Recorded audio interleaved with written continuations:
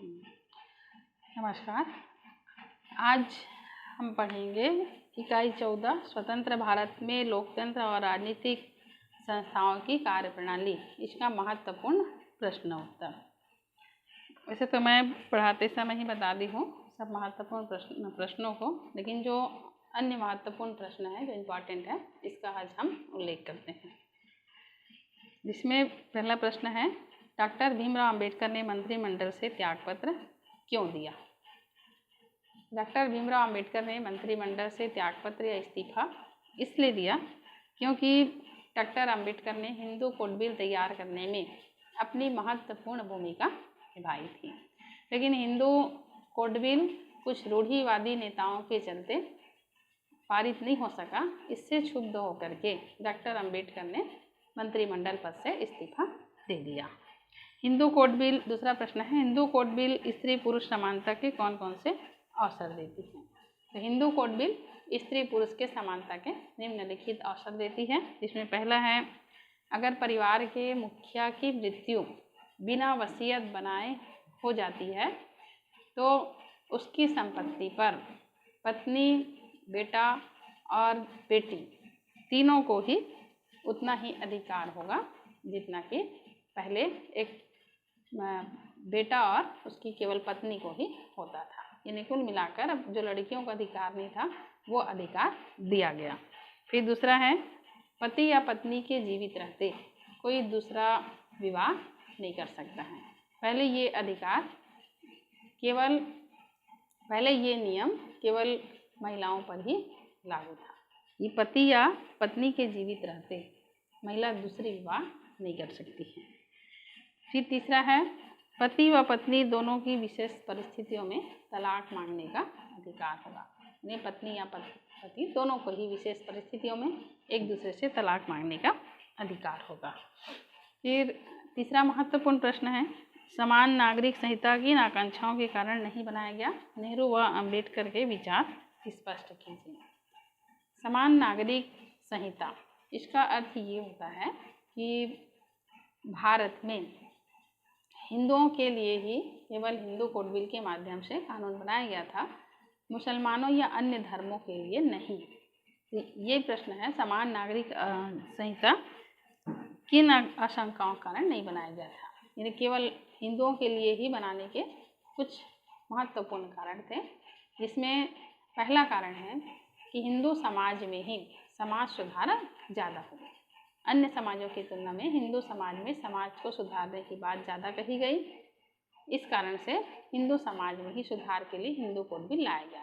और दूसरा कारण था कि उसी समय ही क्या है, भारत पाकिस्तान का विभाजन हुआ था और इस विभाजन के परिणाम स्वरूप भारत में हिंदुओं और मुसलमानों के बीच बहुत ज़्यादा दंगे फसाद हुए थे और मुसलमान अपने आप को भारत में असुरक्षित महसूस कर रहे थे। यदि उनके लिए कुछ सामाजिक कानून लाया जाता तो उनकी धारणा को बल मिल जाता कि मुसलमान भारत में सुरक्षित नहीं हैं।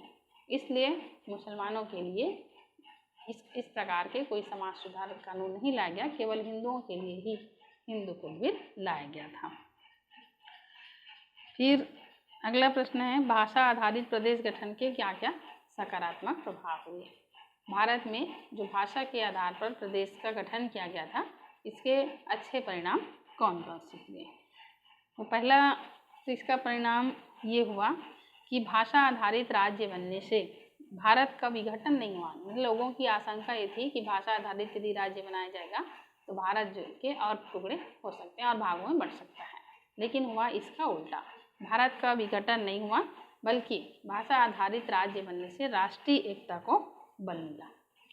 जितने भी विभिन्न भाषा बोलने वाले जो देश में रहने वाले लोग थे तो अपने लिए इन्होंने एक सम्मानजनक जगह पाई और नए राज्य बनने से अपनी भाषा व संस्कृति को विकसित करने का इनको भरपूर मौका मिला। पहला फायदा ये हुआ। दूसरा फायदा ये हुआ कि भाषाई आधार पर राज्य बनने से प्रशासनिक दक्षता में वृद्धि हुई, क्योंकि छोटे राज्य में प्रशासन और सुव्यवस्था बनाना आसान हो जाता है। राज्य जितना छोटा होगा वहाँ प्रशासन उतना मजबूत होगा। जितना बड़ा होगा वहाँ प्रशासन जो है उतना मजबूत नहीं है। तो छोटे राज्य के बनने से प्रशासन स्तर जो है यहाँ पर मजबूती दिखाई दिया। और अगला है क्षेत्रीय आकांक्षाएं संतुष्ट होने से क्षेत्रीय विकास तेजी से होने लगा।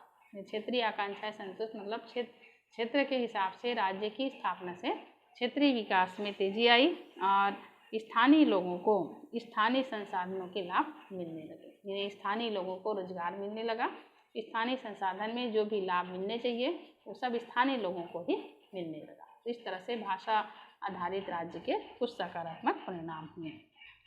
ये योजनाबद्ध विकास के कारण सरकार की ताकत में कैसे वृद्धि हुई। योजनाबद्ध विकास के कारण सरकार की ताकत में बेतहाशा वृद्धि हुई। योजनाबद्ध विकास देश में आर्थिक विकास के चलते ठोस कदम उठाने का लिया गया निर्णय था, जिसमें पंचवर्षीय योजना के माध्यम से देश को आगे ले जाने के लिए ये योजनाबद्ध विकास लाया गया था। अभी ये पंचवर्षीय जो योजना सरकार के द्वारा लाई गई, इस योजना में सारे अधिकार केंद्र सरकार के पास ही सुरक्षित रहे। तो केंद्र सरकार योजना लाती रही और हर राज्यों पर इस योजना को क्रियान्वित करने के लिए दबाव बनने लगा। तो इस योजना के माध्यम से केंद्र सरकार के ताकत में वृद्धि हुई और राज्यों को ये लगने लगा कि हमारी उपेक्षा हो रही है। फिर समय समय पर राज्यों ने केंद्र सरकार पर ये आरोप लगाया कि हमारी लगातार सरकार उपेक्षा कर रही है, जो भी योजना लाती है हमको केवल उसको क्रियान्वित करने के लिए कहा जाता है, हमको उतना अधिकार नहीं दिया गया है जितना कि मिलना चाहिए।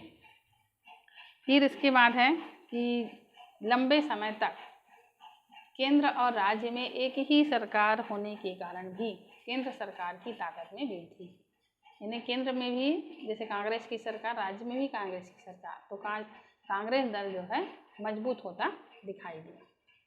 इसी क्रम में से आगे और अन्य दलों की सरकार बनी केंद्र और राज्य में, तो केंद्र सरकार कुल मिलाकर के सुदृढ़ स्थिति में दिखाई दिया और केंद्र सरकार ने अपनी ताकत को बढ़ाने के लिए योजना आयोग को एक महत्वपूर्ण साधन मान लिया।